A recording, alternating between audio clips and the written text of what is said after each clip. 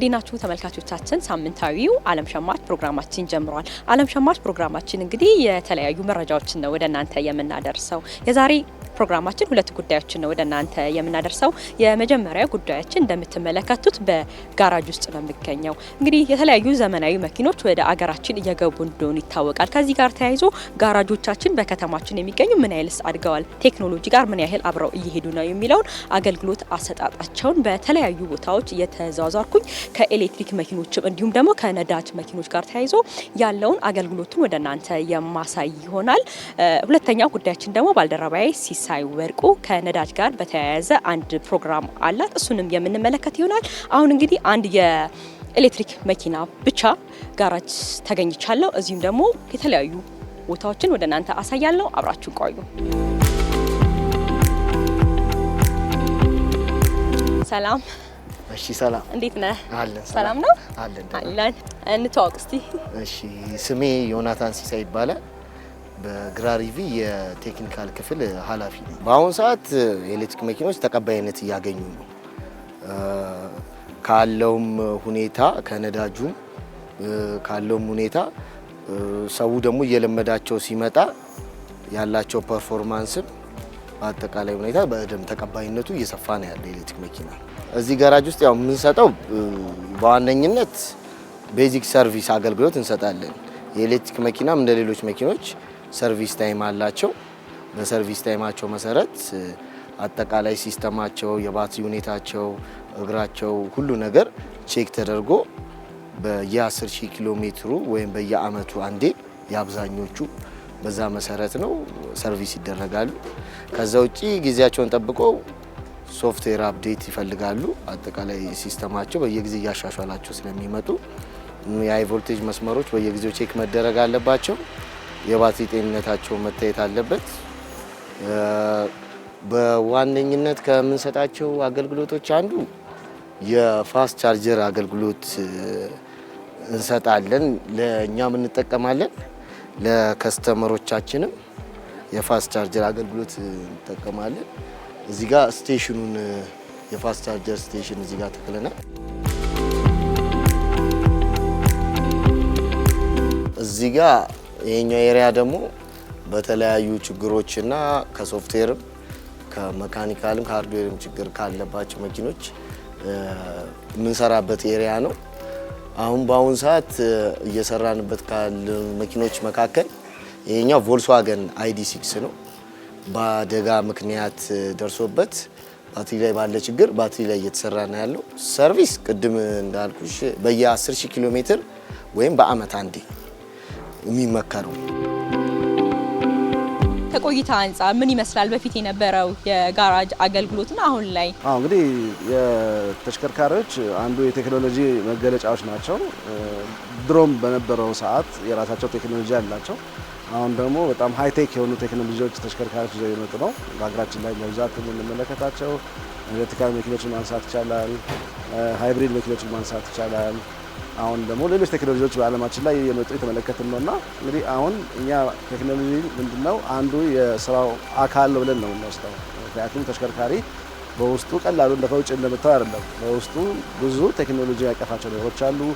አንድን ችግር ለማወቅ በኮምፒውተር አማካኝነት ያንን ነገር ችግሩን ፈልገሽ ለማግኘትም የሚያግዙሽ የቴክኖሎጂ ግብዓቶች ያስፈልጋሉና እነዚህ ነገሮች ከቴክኖሎጂ ጋር አብረው የተያያዙ ስለሆኑ አንዱ ስራውን የምትሰሩ በቴክኖሎጂ ነውና አሁን ላይ በቴክኖሎጂ ነው በጣም የምትሰጡት አገልግሎት ሰርቪስ ውስጥ ምንድነው?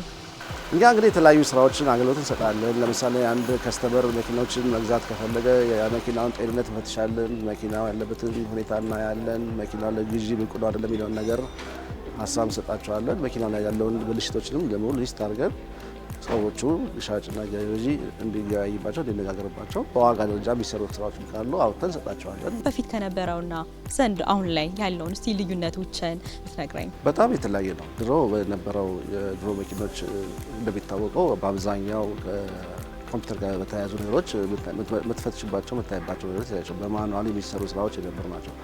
አሁን ደግሞ ዘመኑ ባመጣው ቴክኖሎጂ ከጊዜ ወደ ጊዜ እየጨመረ በመጣበት ሁኔታ ላይ መኪኖች ምንድነው የሚያስፈልጋቸው? ከድሮ ምን ይለያል? ከድሮ በጣም ይለያል። መጀመሪያ ድሮ የነበረው ለወርክሾፖች ለጋራጆች የነበረው አመለካከት እኛ በሰራንበት ጊዜ የነበረው ወርክሾፖች የነበራቸው የጋራጅ ባህሪ ጋራጅ በአንድ በኩል ቆሻሻ ብዙ ነገሮችን ያልጸዱ ሰራተኞቹ ቆሻሻ ልብስ ለብሰው የሚሰሩ አይነት ሁኔታዎች ሰሩ ነበር። አሁን ደግሞ እንደ ሐኪም ቤት እንደ ሆስፒታል ጥርት አድርገሽ አንድ ፔሸንት ሐኪም ቤት እንደሚሄደው አንድ ተሽከርካሪ ወደ ወርክሾፕ ሲመጣ እንደ ፔሸንት ነው ያን ትሪት እናደርገው። የመጀመሪያ የመጣበትን ሁኔታ እንመለከታለን። መኪናው ምን እንደሚያስፈልገው እናያለን። ብልሽቱን ችግሩን ለከስተመሮቹ የሚያስፈልገውን እንሰጠዋለን። መኪናው በምን አይነት ቴክኖሎጂ ውስጥ ያለ መኪና ነው፣ በጣም ሪሰንት ሞዴል ነው፣ ወደ ኋላ የቆየ ነው፣ ያንንም አንድ ላይ ጎን ለጎን መፈተሽ ያስፈልጋልና በድሮና በአሁን ባለው ነገር በጣም ይለያል። አሁን በጣም ዘምኗል።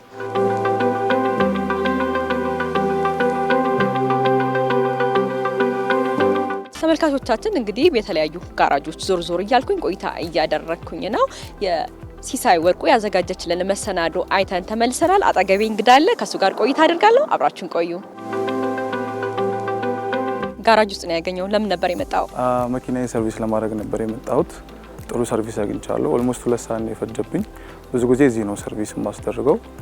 ኦቨርኦል በደንብ ነው ኢንፎ የሰጡኝ ስለ ባትሪ ኤንድ ኤቭሪቲንግ በደንብ ነው ያስተናገዱኝ። መጀመሪያ የእንትን ነበር የነበረኝ መኪና የነዳጅ እና ያ በጣም ትንሽ ኮስቲ ነበር። አሁን ባለው ሁኔታ ደግሞ በጣም ከባድ ነው። ወደዚህ ቼንጅ ካረኩኝ በኋላ ወደ ኤሌክትሪክ ብዙ አልነበሩም። አሁን ብቅ ብቅ ማለት ጀምረዋል። ጥሩ ነው ያለው ሁኔታ። ዋጋቸውስ እንዴት ነው?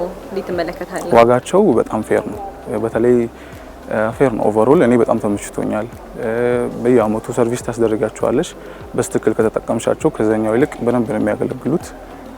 በጣም በጣም ጥሩ ነው። ኦልሞስት 2 years እንደዚህ አይነት መኪናዎችን መጠቀም ከተጀመርኩኝና ኦቨርኦል ኢትስ ጉድ ተመችቶኛል በጣም።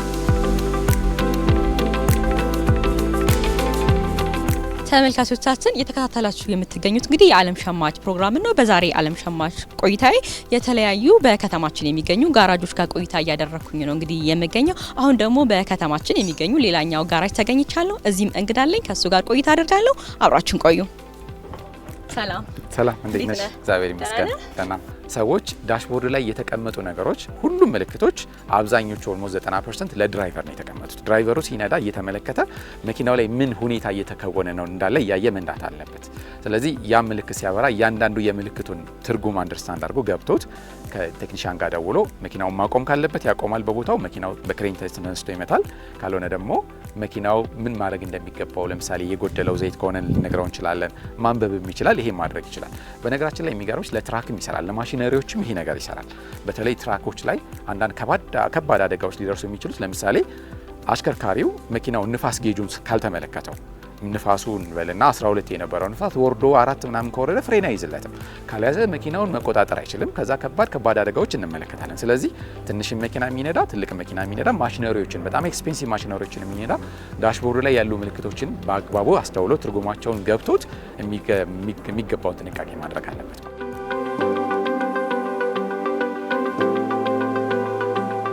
እንግዲህ እቺ መኪና ለየት ያለች ናት። ስመለከታት ነዳጅ ነው ወደ ኤሌክትሪክ የቀየርካት? ቴክኒሻኖች አንድ ላይ በመሆን እንደ ፕሮጀክት ይዘን የሰራ ነው ነገር ነው። ብዙ ልፋት አለው፣ ብዙ አድካሚ ነው። ያው በመጨረሻ ግን እንደምታየው ተነስታለች። እቺ የመጀመሪያዋ ናት ከነዳጅ ወደ ኤሌክትሪክ የቀየራችኋት? አዎ፣ በዚህ ደረጃ የተቀየረች የመጀመሪያ ናት። ከነዳጅ ወደ ኤሌክትሪክ ለመቀየር እንዴት ሀሳቡ መጣላችሁ? እነዚህ አይነት መኪኖች ያው ብዙ የተለመደ ሆኗል አሁን ሀገራችን ውስጥ ተጥለው ምናምን ማየት የተለመደ ነገር ነውና ለምን እነዚህ መኪኖች ከጥቅም ውጪ ከምናረጋቸው እስከዛሬ ድረስ አገልግለውናል፣ ብዙ ነገር ሰርተውልናል፣ ውለታ ውለናል ለኛና እኛም ደግሞ ለምን ከወደቁበት አናነሳቸው በሚል ተነሳሽነት ነው። ያው አሁን ላይ እንደሚታወቀው በቀዳሚነትም እየመራ ያለው የኤሌክትሪክ መኪና ነው። የተሻለ የነዳጅም ከነዳጅም አንጻር ያለው ችግር አሁን ላይ ሀገራችን ላይ ያለው ሁኔታ ተመራጭ እንዲሆን ያደርጋቸዋል እና አንቸገርም። ብዙ ጊዜ ከግሪን እንትንም ጋር ብናስተያየ ሀገራችንም ዓለማችንም ካለባት የዌዘር እንትን ብናየው ኤሌክትሪክን ተመራጭ ያደርገዋል ማለት ነው። ስለዚህ ዘመናዊነትን እየተከተላችሁ ነው ያላችሁት። ከነዳጅም አሁን ካለው ከሀገሪቷ ሁኔታ ወደ ኤሌክትሪክ መኪኖች እየተቀየሩ ነው ማለት ነው። በጣም አሪፍ። ወርደን እስቲ ነው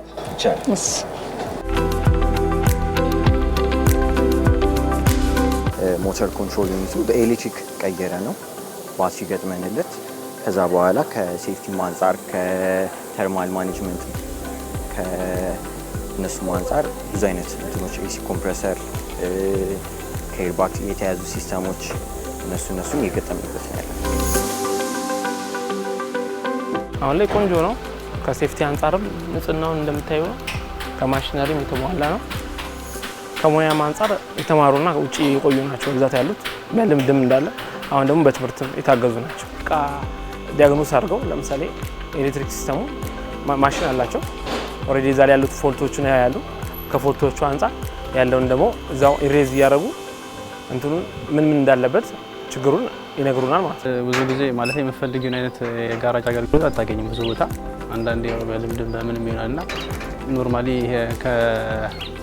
ከማኑዋሎች የድርጅት ማኑዋል አለ አይደል? እሱን እያየ መኪና በዛ መሰረት የሚሰራልኝ ሰው አታገኝም ብዙ ጊዜ ትክክለኛውን ስፔሲፊኬሽን ማለት ነው። ብዙ ጊዜ አገልግሎቶቹ አሪፍ ናቸው። እዚህ የሚሰጡ አገልግሎቶች ብዙ ቦታ አሪፍ ነው ማለት እንደየ እንትኑ ይለያል እንደ ሙያው እንዲሁም ደግሞ አገልግሎት አሰጣጣቸው ደግሞ እንደየሁኔታው ይለያያል። አንዱ ካንዱ ይለያያልና እኔ የማሰራበት ቦታ አሪፍ ነው የሚሰጠኝ አገልግሎት እስካሁን አሪፍ ነው።